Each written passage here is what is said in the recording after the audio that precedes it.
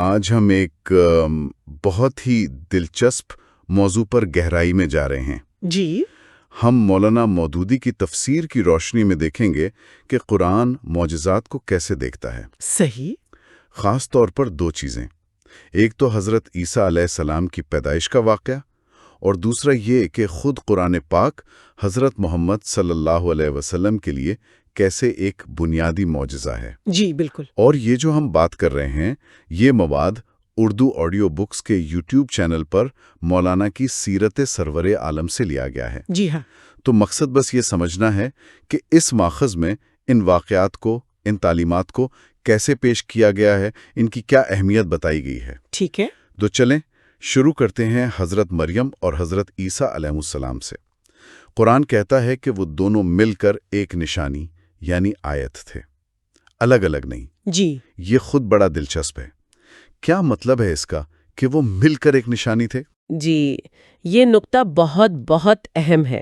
دیکھیں، تفسیر یہ کہتی ہے کہ ان کا مل کر نشانی ہونا یہ براہ راست جڑا ہے حضرت عیسیٰ کی بغیر باپ کے پیدائش سے۔ اچھا، یعنی ایک کنواری ماں ہے، وہ حاملہ ہوتی ہیں اور پھر بچہ بغیر باپ کے پیدا ہوتا ہے، تو یہ ماں اور بیٹا، یہ پورا واقعہ مل کر اللہ کی قدرت کی ایک غیر معمولی نشانی بن جاتا ہے۔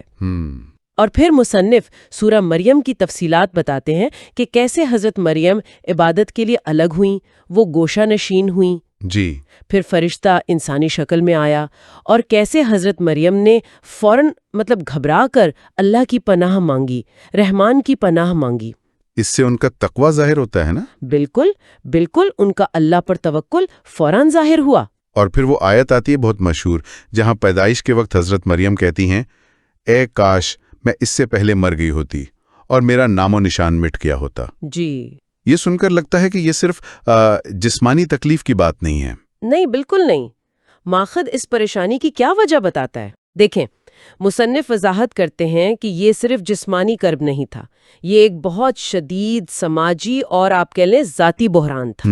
وہ بنی اسرائیل کے ایک بہت ہی معزز گھرانے سے تھیں، بنی ہارون سے، یعنی حضرت ہارون کی نسل سے، اور بیت المقدس کی خدمت کے لیے وقف تھیں۔ جی ہاں۔ تو ایسی پاک دامن نیک خاتون، ان کا بغیر شادی کے حاملہ پایا جانا اس معاشرے میں تو یہ ناقابل تصور بات تھی۔ ظاہر ہے۔ یہ ان کی اپنی عزت، ان کے خاندان کی آبرو سب داؤ پر لگ گیا تھا۔ اچھا، تو اسی لیے تفسیر کے مطابق وہ لوگوں سے چھپ کر ایک دور دراز مقام پر چلی گئیں۔ عام طور پر مفسرین کہتے ہیں کہ یہ بیت الحم تھا۔ بیت الحم، جی، تاکہ بچے کی پیدائش تک وہ لوگوں کی نظروں سے دور رہیں، اور دیکھیں اللہ کا کیا فیصلہ ہوتا ہے۔ تو آپ یہ کہہ رہی ہیں کہ ماخذ کے مطابق ان کا اس طرح چھپ کر دور چلے جانا یہ خود اس بات کی ایک دلیل بن جاتا ہے کہ یہ کوئی عام پیدائش نہیں تھی۔ جی، یہ نقطہ اٹھایا گیا ہے۔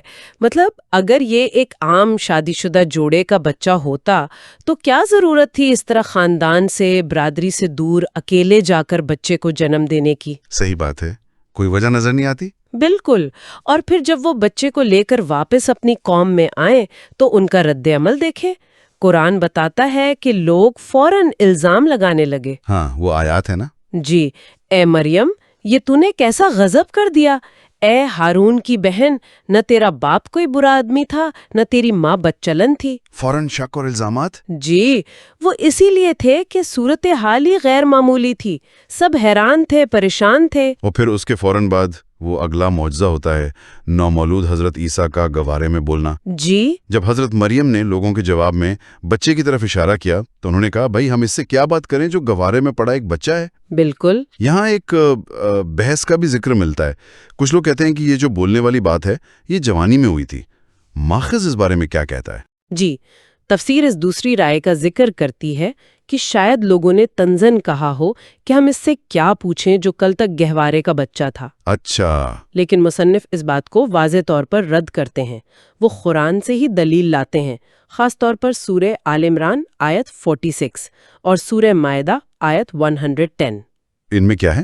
ان میں بالکل صاف الفاظ ہیں کہ حضرت عیسیٰ کلام کریں گے لوگوں سے، گہوارے میں بھی اور پختہ عمر میں بھی۔ اچھا، مہد یعنی گہوارہ؟ جی، فی المہد یعنی گہوارے میں۔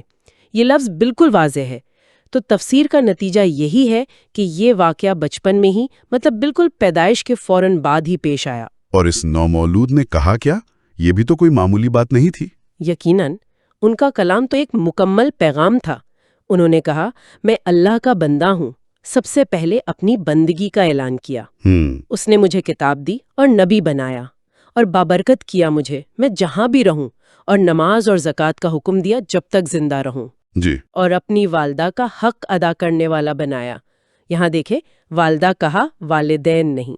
ہاں، یہ بھی ایک نکتہ ہے۔ جی، تفسیر اس طرف اشارہ کرتی ہے کہ یہ پھر سے بغیر باپ کے ہونے کی تصدیق ہے۔ صحیح۔ اور مجھے متکبر اور بدبخت نہیں بنایا، اور سلام ہے مجھ پر جس دن میں پیدا ہوا اور جس دن مروں گا اور جس دن زندہ کر کے اٹھایا جاؤں گا۔ سبحان اللہ، پورا ایک خطبہ دے دیا۔ بالکل، ایک مکمل تعارف اور مشن کا بیان۔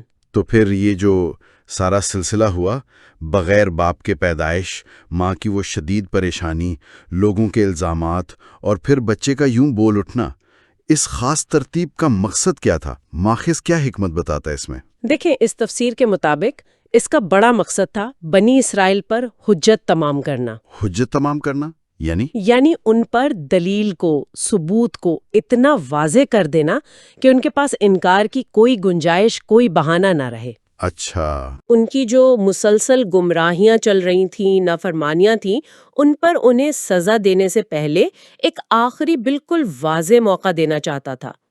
اس لیے ایک اتنے نیک، اتنے مشہور خاندان کی، اتنی پاک دامن لڑکی کے ذریعے یہ معجزہ دکھایا۔ پھر بچے کی پیدائش پر جو ایک عوامی شور مچا، الزامات لگے، جی، اور پھر سب کے سامنے اس بچے کا اپنی ماں کی پاک دامنی اور اپنی نبوت کا اعلان کرنا، اس نے تو ہزاروں گواہ پیدا کر دیے نا۔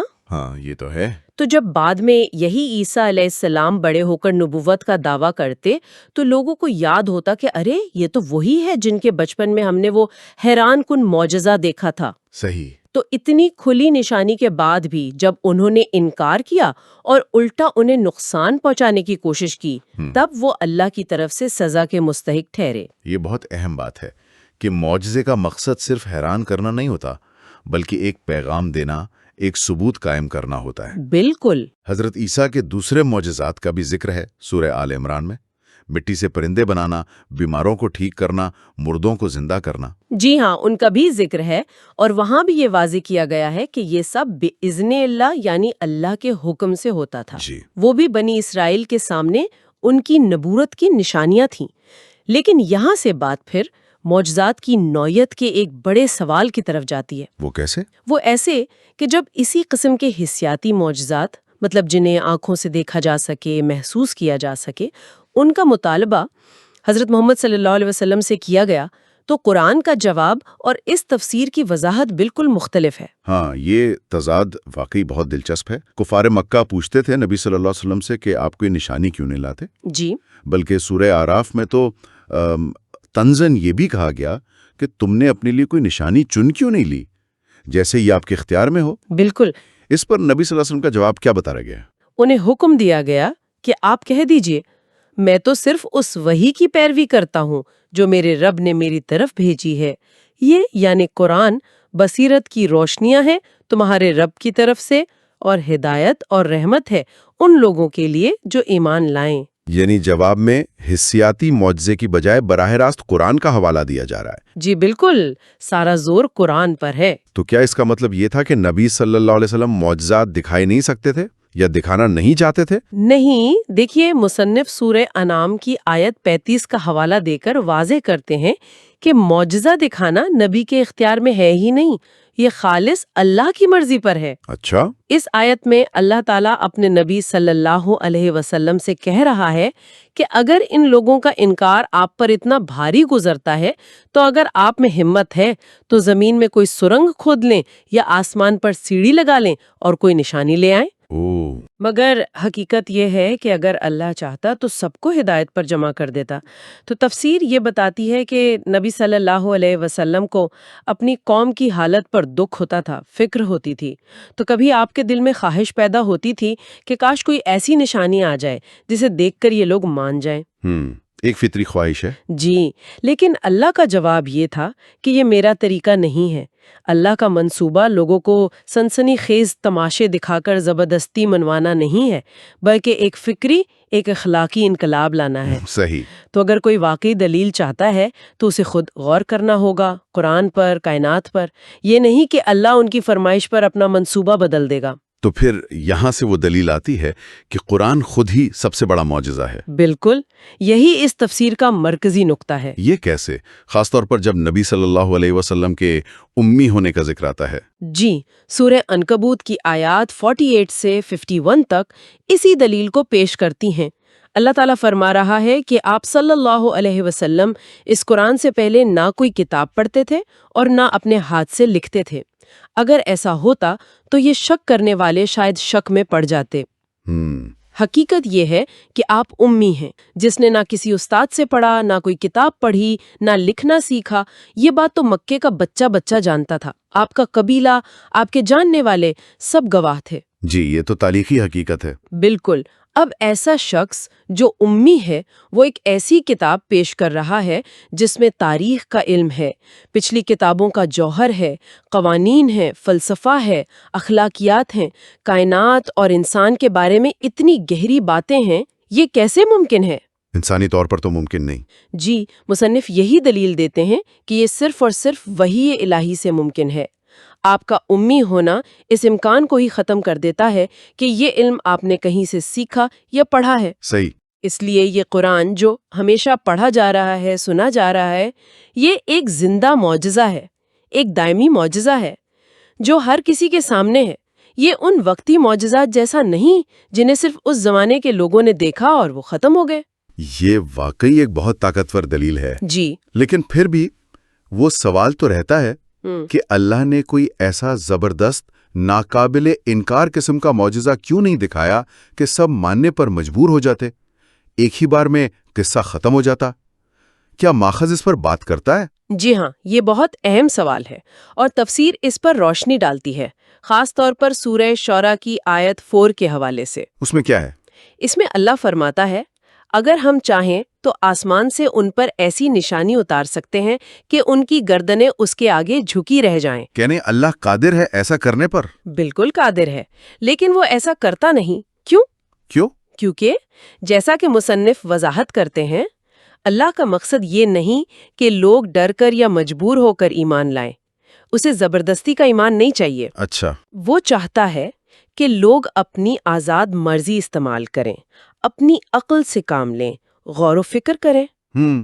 وہ کائنات میں پھیلی نشانیوں کو دیکھیں، اپنی ذات کے اندر غور کریں، اللہ کی کتاب پر تدبر کریں، اور جب ان کا دل، ان کی عقل گواہی دے کہ ہاں یہی سچ ہے، تب وہ شعوری طور پر اپنی مرضی سے باطل کو چھوڑ کر حق کو قبول کریں۔ یعنی انتخاب اہم ہے۔ بہت زیادہ۔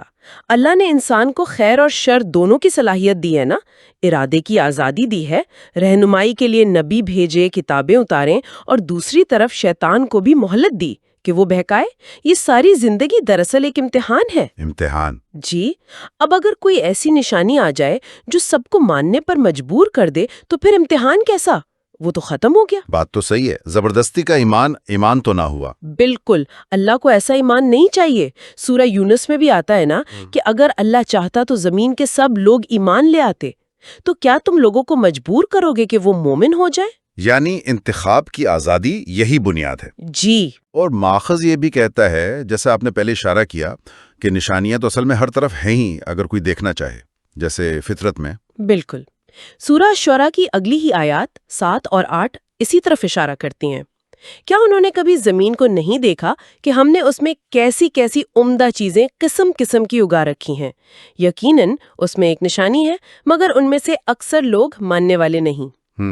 تفسیر اس کی وضاحت کرتی ہے کہ ذرا دیکھیں اس زمین کو، اس سے کیسے لاتعداد قسم کے پودے اگتے ہیں، پھل، پھول، جڑی بوٹیاں۔ جی۔ ان کے رنگ، ان کی خوشبوئیں، ان کی شکلیں، ان کی خاصیتیں سب ایک دوسرے سے مختلف، اور پھر یہ سب کائنات کی دوسری مخلوقات کی ضروریات پوری کر رہے ہیں۔ یہ ایک پورا نظام ہے۔ بالکل، ایک زبردست منصوبہ بندی، ایک ڈیزائن نظر آتا ہے۔ کوئی بھی شخص جو تعصب میں نہ پڑا ہو یا ضد نہ کر رہا ہو، وہ یہ ماننے پر مجبور ہو جائے گا کہ یہ سب کچھ خود بخود نہیں ہو گیا۔ صحیح۔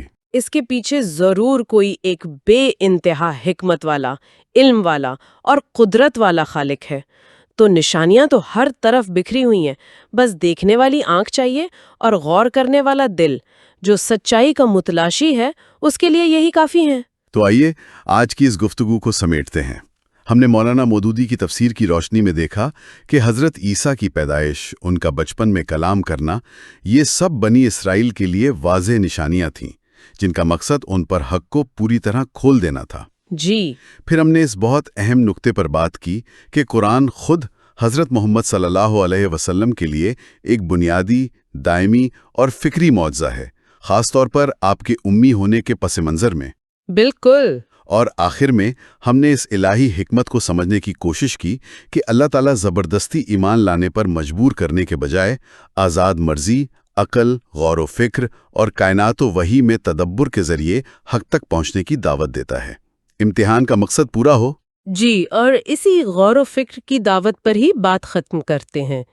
ایک خیال آتا ہے ذہن میں جو اس ماخذ کے نچوڑ سے ملتا ہے۔ جی۔ مصنف بار بار فطرت میں، کائنات میں غور کرنے کو کہتے ہیں، تو سوچنے کی بات یہ ہے کہ اگر ہم روزمرہ زندگی میں بجائے اس کے کہ کسی بڑے غیر معمولی معجزے کا انتظار کریں، اگر ہم شعوری طور پر اپنے ارد گرد پھیلی ہوئی اس تخلیق کی باریکیوں کو دیکھیں، اس کے توازن کو سمجھنے کی کوشش کریں، اس میں جو حکمت چھپی ہے اسے تلاش کریں، تو یہ ہمارے مجموعی زاویہ نظر پر، ہمارے ایمان پر کیا اثر ڈال سکتا ہے؟ یہ ایک بہت گہرا سوال ہے۔ شاید یہ وہ نشانی ہو جو ہر وقت، ہر لمحہ ہمارے سامنے موجود ہے، بس ہمیں اسے پہچاننے کی ضرورت ہے۔